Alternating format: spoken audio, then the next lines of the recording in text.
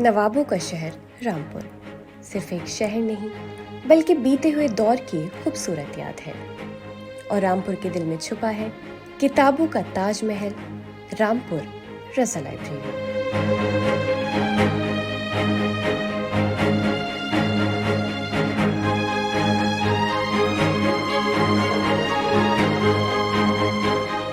रामपुर नवाबों का शहर, जो वैसे तो बहुत सी चीज़ों के लिए मशहूर है, लेकिन यहाँ पर एक ऐसी जगह भी मौजूद है जिसे देखने लोग दूर दूर से आते हैं। ये है रामपुर रज़ा लाइब्रेरी, जिसका अपना एक इतिहास है। लेकिन ये सिर्फ एक इमारत नहीं है, ये गंगा जमनी तहजीब की जीती जागता एग्जाम्पल है। यहाँ पर आपको हजरत अली के हाथ की लिखी हुई कुरान भी मिलेगी और वाल्मीकि रामायण का ट्रांसलेशन भी मिलेगा। यहाँ पे बहुत सी ऐसी चीजें हैं जिनको देखकर आपको लगेगा ये हमने पहली बार देखा है।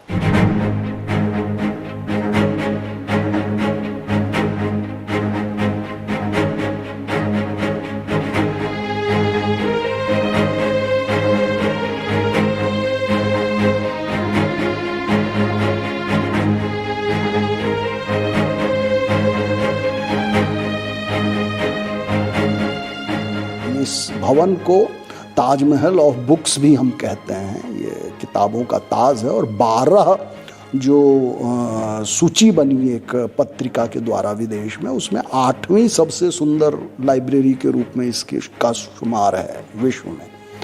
इसके अलावा सैम डेरलिम्पल एक आर्ट हिस्टोरियन हैं। उन्होंने तमाम पुस्तकालयों का सर्वे करने के बाद कहा कि रामपुर रज़ा पुस्तकालय बेस्ट केप्ट लाइब्रेरी है, बेस्ट प्रिजर्व्ड लाइब्रेरी है भारत में।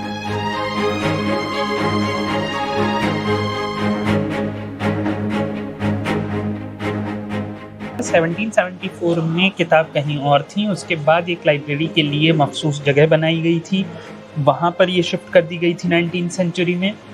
लेकिन ये जो जगह जहाँ पर हम बैठे हैं, जो आज के ज़माने में रज़ा लाइब्रेरी कहलाती है, ये हामिद मंजिल है।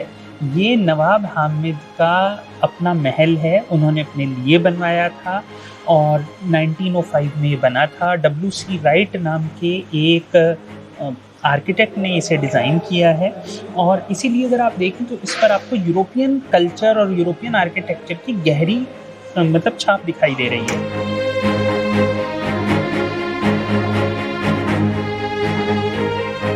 इसका आर्किटेक्ट जो आपको इंग्लो नज़र आएगा आपको, और उनके फ्रांसीसी आर्किटेक्ट जो थे वो क्रिश्चियन थे, तो थोड़ा सा आपको चर्च का लुक भी नज़र आएगा। तो उसमें जो आप पिलर्स देख रहे हैं, ये होल है अंदर से पिलर्स, और ये फॉल सीलिंग है। तो इसके ऊपर जो पॉलिश है, गोल्ड पॉलिश है ओरिजिनल, और ये फानूस भी 1905 के हैं।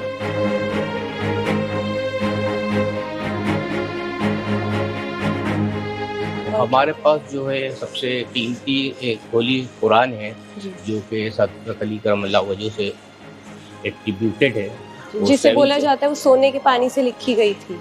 न, कुरान तो सोने पानी से वाली नहीं है वो, ये तो पार्चमेंट पर लिखी हुई है।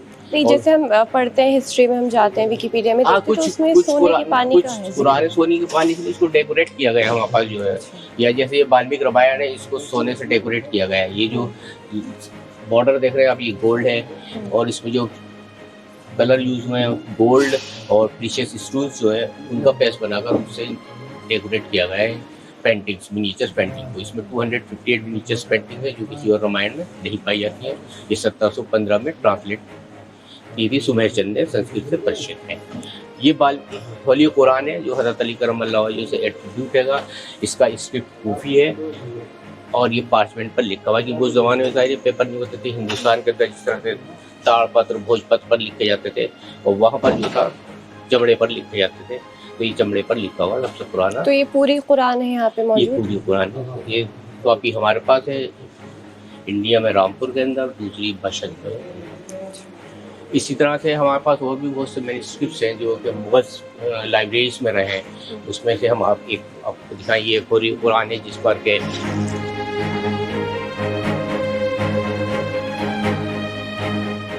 अकबर की सील है और फैजी के साइन है, दारा शिकोह की सील है।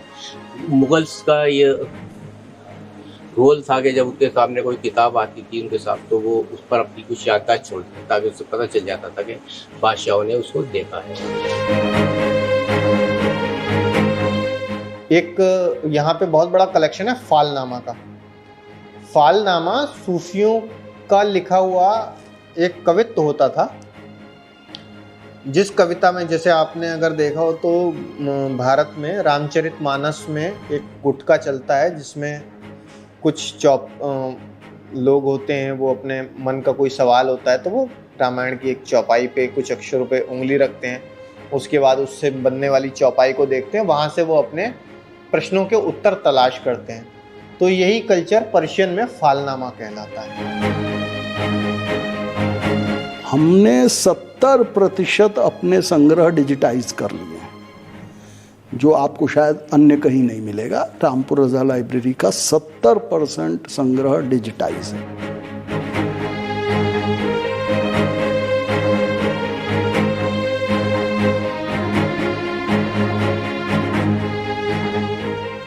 This is a conservation laboratory. Now it's been like more than 2 decades that it's been established. And in the conservation lab, we work according to the international ethics, which are applied in the works of art. And we have works of art on paper. We have manuscripts, we have maps, printed books, rare old books, and miniature paintings, historical documents. सो उनका जब treatment हम करते हैं तो firstly तो हम तो prioritise करते हैं कि हिस्टोरिकली जो है वो सिग्निफिकेंस कैसे होता है, और फिर दूसरा तरीका ये है कि the state of decay, the state of damage किसमें ज़्यादा है। ये दीवाने बाबर है जो एम्परर बाबर की का कलाम है, पोर्ट की कलेक्शन है, लेकिन इसमें ये जो कपलेट रुबाई कहलाती है, 4 कपलेट रुबाई कहलाती है, ये राइटिंग जो है ये बाबर की अपनी हैंड राइटिंग है और शाहजहाँ इसको वेरीफाई कर रहा है, ये शाहजहाँ की राइटिंग है।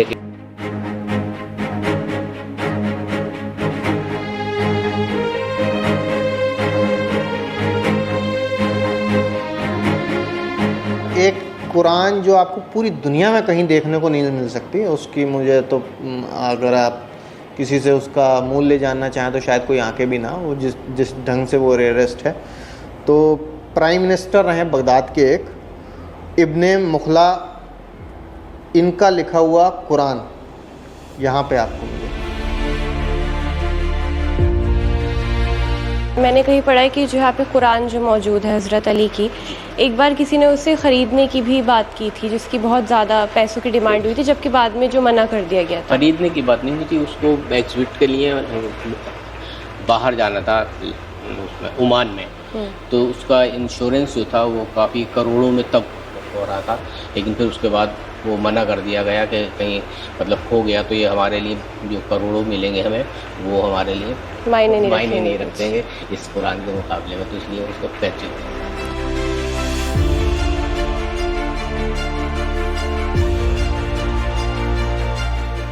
दौर बदलते रहे, लेकिन रामपुर आज भी अपनी विरासत को सीने से लगाए हुए है।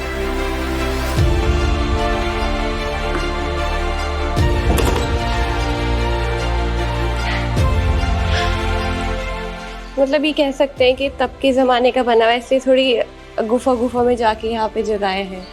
जी, वो तो उसमें किला है, किले के लिए ये फौज की वजह से रास्ता अपने बना रखा हुआ निकलने के लिए, ये गैलरीज तो एयर की वजह से।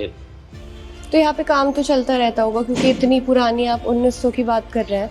जी हाँ, काम चलता रहता है, रिवोल्यूशन होता है, वाइट वॉश वगैरह है या उसके अलावा भी और कुछ जी परेशानी हो, रिपेयरिंग वगैरह का वर्क होता है।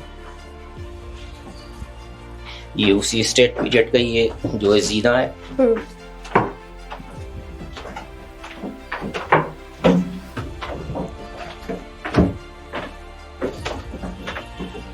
मतलब जो असली चीजें थी तब की बनी हुई वो आप लोगों ने रख रखी है ताकि उसका असली मतलब ना खत्म हो। जी हाँ, जैसे अभी जो आप ये जो आप ग्रेव देख रही हैं, ये जो पहले डायरेक्टर थे मौलाना इम्तियाज़ अली खां अर्शी, उनकी ग्रेव है, और ये है इमाम बाड़ा, जनाना इमाम बाड़ा कदीम। ये पीछे के हिस्से में जी पी लाइब्रेरी के पीछे में जनाना कदीम जो इमाम बाड़ा है, और इसके अंदर जो ग्रेव है ये इम्तियाज़ अली फारसी साहब की, जो फॉर्मर डायरेक्टर थे। उन्होंने नवाब रज़ा अली खान से कहकर स्पेशल परमिशन ली थी यहाँ पर तरतीब के लिए। जैसे हम ये पीछे देख रहे हैं कि यहाँ से बंद है, जालियाँ हैं, सीढ़ी है, मतलब सीढ़ी जा कहाँ रही है? ये तो रास्ते से जालियाँ बाद में लगाई गई हैं, अच्छा, जब पहले नहीं थी लाइब्रेरी बनी उस वक्त नहीं थी, क्योंकि ये स्पेस था ना ये आने जाने के लिए, तो इसलिए बंद नहीं था। बाकी साइड में तो थी, लेकिन वो भी सिर्फ इतनी थी, बाकी उसको कवर करा गया। मतलब जालियाँ बाद में लगाई गई लाइब्रेरी के, जब लाइब्रेरी यहाँ पर शिफ्ट हो गई, बुक्स आ गई, उसकी हिफाजत की के लिए पूरा कवर कर दिया गया लाइब्रेरी। वरना पहले जाली होती थी छोटी सी फैंसी होती है, जाली होती है उस तरह की लगी हुई थी, वो सूट की गई है। इसी तरह से ये रास्ता भी खुला हुआ था, लेकिन बाद में जो है बंद कर दिया गया। यहाँ जाके उर्दू प्रिंटेड बुक सेशन, ये हमारा उर्दू जी।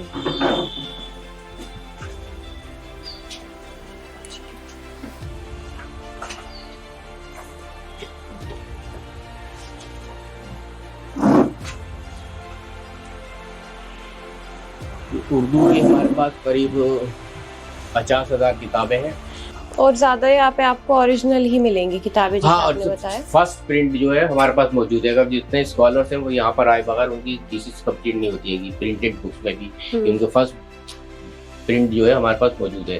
क्योंकि नवाब साहब जो थे वो शौकीन भी थे, दूसरे लोग पैसों की वजह से भी जो भी प्रिंट करते थे, तो फर्स्ट प्रिंट एक नवाब साहब के पास जरूर होते थे।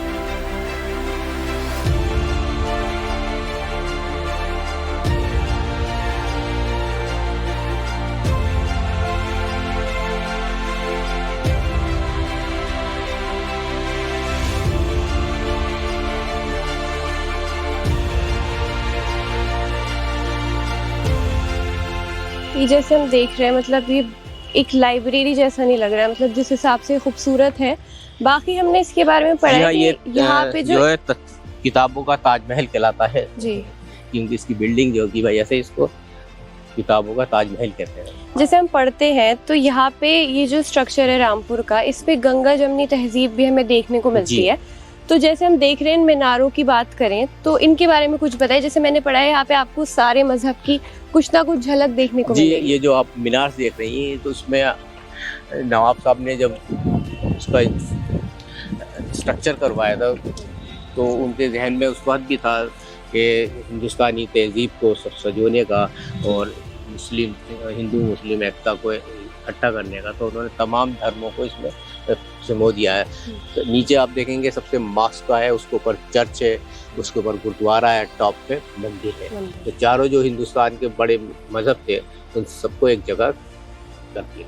मतलब ये कहना गलत नहीं होगा कि नवाब साहब के जहन में उस जमाने में भी गंगा जमनी तहजीब की कहीं ना कहीं झलक थी, और वो चाहते थे कि एकता बनी रहे। जी हाँ, बिल्कुल। उन्होंने मंदिर भी बनवाई है रामपुर में, उसके अलावा वैसे भी जागीरें भी दी। और जैसे हम देखते हैं आपके यहाँ कुरान भी मौजूद है, रामायण भी मौजूद है, सारी किताबें मौजूद जी, हैं। रामायण भी है, बाइबल भी है, गुरु ग्रंथ साहिब भी है।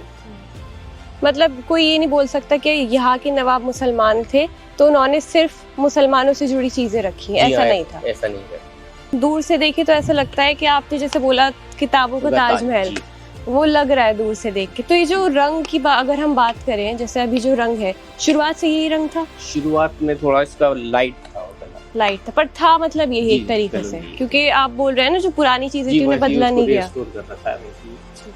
अच्छा, मैं जानना चाहूंगी कि जैसे इतनी ग्रैंड लाइब्रेरी है, इसकी सिक्योरिटी, इसकी सफाई, हर चीज़, तो यहाँ पे आम लोगों का आना मतलब अलाउ है?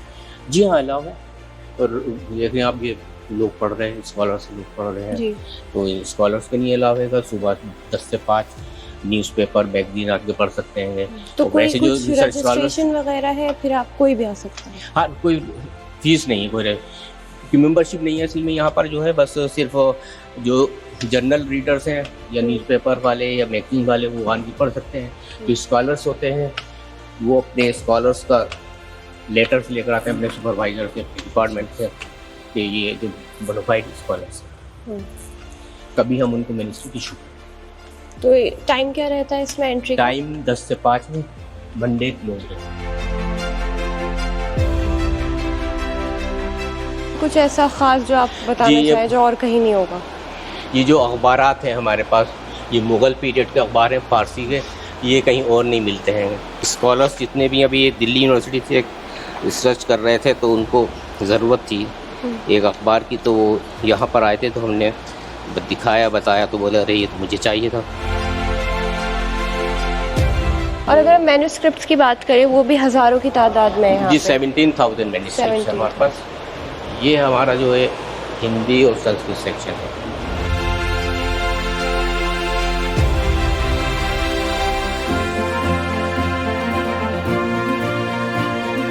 लोहारू, नवाब लोहारू जो थे पंजाब के अंदर, उनकी जब साहबजादी का निकाह यहाँ रामपुर के नवाब रज़ा अली खां साहब के साहबजादे इफ्तिखार अली खां साहब बेगम नूरबानो का निकाह, तो उन्होंने अपने जहेज़ में उनको तोहफे में जो थी उनकी जो किताबें थी वो भी दे दी थी। तो इसलिए रामपुर रज़ा लाइब्रेरी ने इसको एक उनके नाम से, ये लोहारू के नाम से ये गोशा बना दिया, लोहारू सेक्शन का। ये इतनी किताबें दी थी उन्होंने?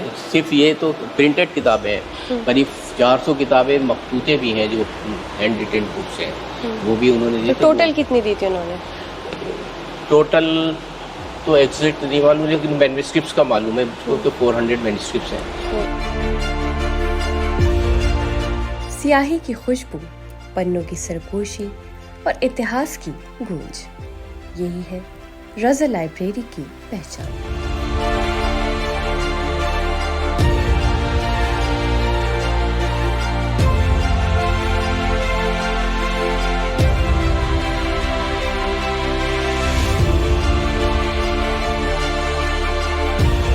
और नवाब फैजुल्लाह जो थे वो पहले रामपुर के नवाब थे, जो सीरीज़ ऑफ नवाब है, तो ये उन्हीं के साथ शुरू हो गया था। उनके पास अपना एक पर्सनल कलेक्शन था जिसे वो एक तरीके से संभाल कर रखते थे, और उसके बाद सक्सेसिव नवाब ने ये काम किया है कि उन्होंने अपना जो कलेक्शन था उसे और मजबूती से और सही से संवार के रखा।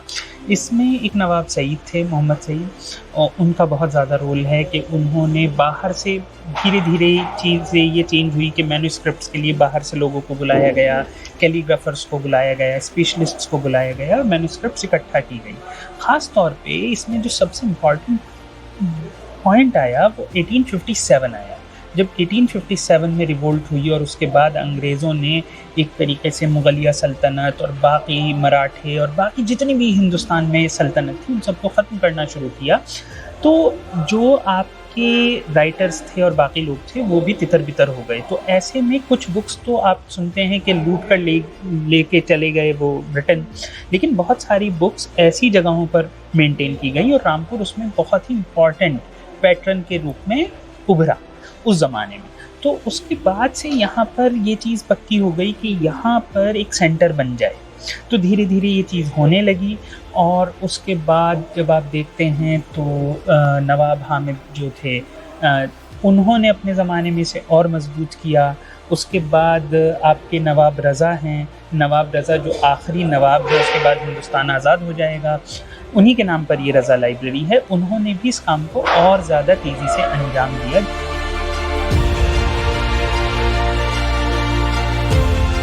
उस वक्त कहानियाँ किंवदंतियों में ये भी है, इसका ऑथेंटिक प्रूफ तो नहीं मिलता, लेकिन ज़्यादातर ये और कहा जाता है, और ये झूठ नहीं है इसलिए क्योंकि पीढ़ी दर पीढ़ी ये चीज़ें सत्य मानते हुए लोग आए हैं। वो जो चोर आते थे या कुछ ऐसे जो ट्रैवलर्स आते थे सामान बेचने, उनको उन्होंने बाकायदा ये काम दिया हुआ था, भी तुमको ये करना है कि अवध और दिल्ली की जो लाइब्रेरियों से लूटा हुआ बेशकीमती माल है वो तुमको हमको लेके ला करके देना है। कहीं मिले, पैसे से खरीदा जाए पैसे से खरीदो, चुरा के ला सकते हो चुरा के लाओ, लेकिन लेके आना है यहाँ।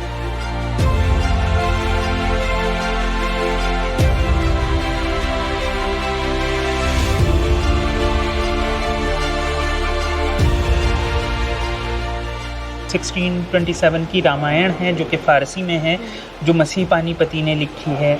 यहाँ पर कुछ एस्ट्रोनॉमिकल इंस्ट्रूमेंट्स भी हैं जो 12th to 16th सेंचुरी के बीच में हिंदुस्तान और हिंदुस्तान के बाहर के हैं।